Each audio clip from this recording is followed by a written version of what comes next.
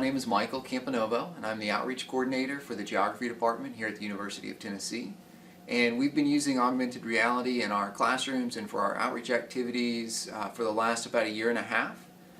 We initially started using augmented reality with an AR sandbox for our terrain analysis class as well as our remote sensing classes. For the terrain analysis class, students are learning how to conceptualize a 2D model in 3 dimensions. So they're learning all about contour lines, topography, and landforms. And instead of having to learn about that in a static 2-dimensional contour map, they're actually able to manipulate our augmented reality sandbox and build those terrains in 3D. This is a very hands-on and engaging way for our students to learn how topography and landforms have an impact on the movement of water through a region or an ecosystem. It's also a great way for students to visualize how the water cycle works and the concept of watersheds and how water moves throughout a system. The newest piece of augmented reality equipment that we've recently acquired is a sim table developed by a team out of Santa Fe, New Mexico. So in this case, we're using real geospatial data to provide the inputs for the models, and then we use agent-based modeling to show how those models actually play out in real time. All the modeling is actually done in the software itself, as opposed to the augmented reality sandbox, which does all the modeling in real time based off of the terrain in the sandbox. So in addition to the initial remote sensing class and the initial terrain analysis class, we've actually been able to incorporate this technology across the curriculum here in the geography department. Dr. Melissa Hinton teaches a class on national parks, and she has a whole unit that she does on the impacts of wildfire on the national parks. So we've been able to incorporate the sim table and have the students research different fires and then simulate those fires in the sim table so they can get a better understanding of the impacts that the fires have on the landscape, the terrain, and the people. We're also working with Dr. Liam Tran's class on GIS modeling, and the students there are learning how to write agent-based modeling that will be used inside the sim table. Dr. Kim's class is a transportation course, and we're going to be using the sim table's evacuation routing procedures and models to show the impacts of closing different intersections in a transportation network and what sort of impact that has to traffic. So in addition to classroom use, we're also using the augmented reality sandbox for outreach at Vine Middle Magnet School as part of their after-school Great Schools Partnership Program.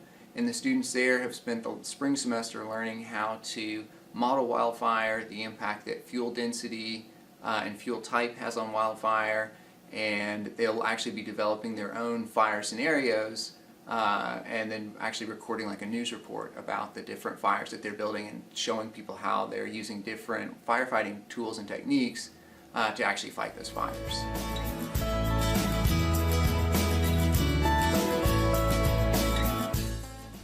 My name is Michelle Brannon. I'm the Media Literacy Librarian here in the studio at Hodges Library. We are a media production lab. We help students with all sorts of media production, from graphic design to video editing to audio recording. And the last year we've started getting into some different makerspace technologies, and one of them is virtual reality.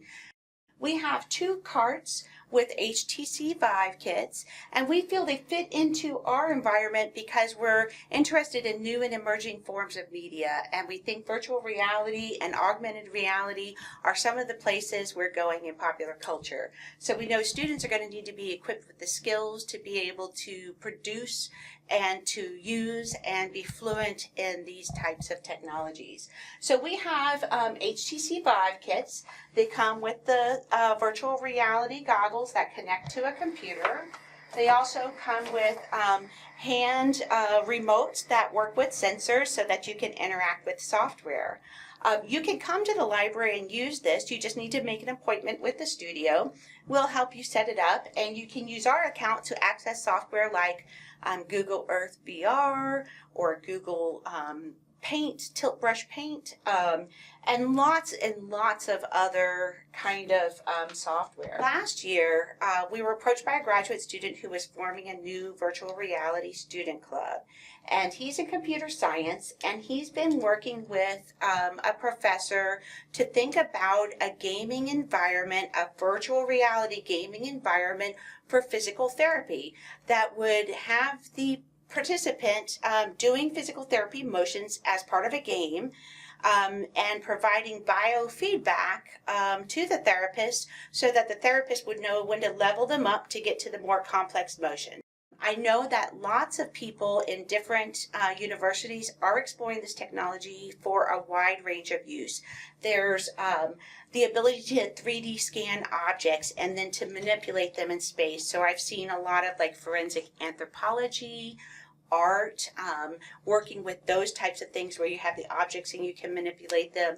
I know at Oklahoma State, people are working with doing crime scene walkthroughs in the law department using this technology.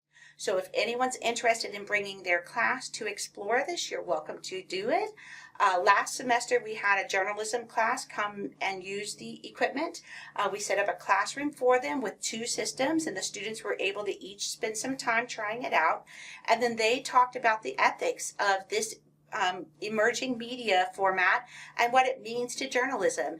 What does it mean when you can show a 360 video of a rescue?